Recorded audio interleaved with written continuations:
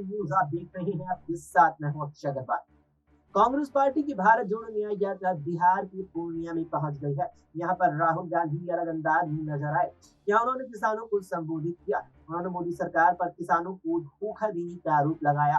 वे अपने भाषण में कहते हैं कि किसानों को हर तरफ से घेरा जा रहा है, उनकी जमीन से सरकार ने छीनी जा रही है, उनसे उनकी जमीन छीन ली जाती है और अडानी जैसे बड़े उद्योगपतियों को उपहार के रूप में दे दी जाती है। ये काम ये सरकार कर रही है। दूसरी ओर जब खाद और बीज की बात आती है तो आप लोगों पर दबाव डाला जाता है और किसानों का पैसा छीन लिया जाता है।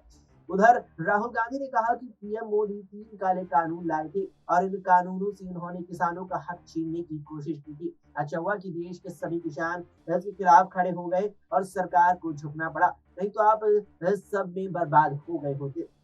राहुल गांधी ने कहा कि किसान देश की रीढ़ हड्डी है। अरबपतियों की 14 लाख करोड़ रुपए माफ हो गए, लेकिन किसानों का कर्ज माफ नहीं किया गया है। वे कहते हैं कि जो भी राजनीतिक नेता किसानों की जमीन की रक्षा के बारे में बात करता है, उस पर मीडिया 24 घंटे हमला करना शुरू कर देता है।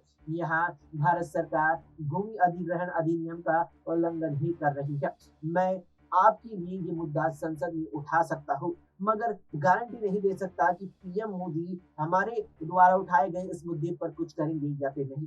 राहुल गांधी ने लोगों से वादा किया कि एक बार उनकी सरकार सत्ता में आएगी तो वो किसानों के मुद्दे को संसद तक उठाते रहेंगे। राहुल गांधी कहते हैं कि सच्चाई तो ये है कि सरकार किसानों के दिलों से दूर और डर भी जाती है। किसानों का सरकार पर से भरोसा उठ गया है। राहुल गांधी ने किसानों से कहा कि वो कोई खोखली बात नहीं करते हैं। कहते हैं कि हमारी सरकार ने किसानों का 72,000 करोड़ रुपए का कर्ज माफ किया था। हमारी सरकार ही भूमि अधिग्रहण बिल लेकर आई थी। जब छत्तीसगढ़ और एक और अन्य राज्य यानी राजस्थान में हमारी सरकार थी तो हमने उपज की सही कीमत किसानों तक पहुंचाई और उन्हें दी थी। हमारी सरकारों ने किसानों के लिए बहुत काम किया है और आने वाले समय में भी किसानों के हित के लिए काम करेंगी।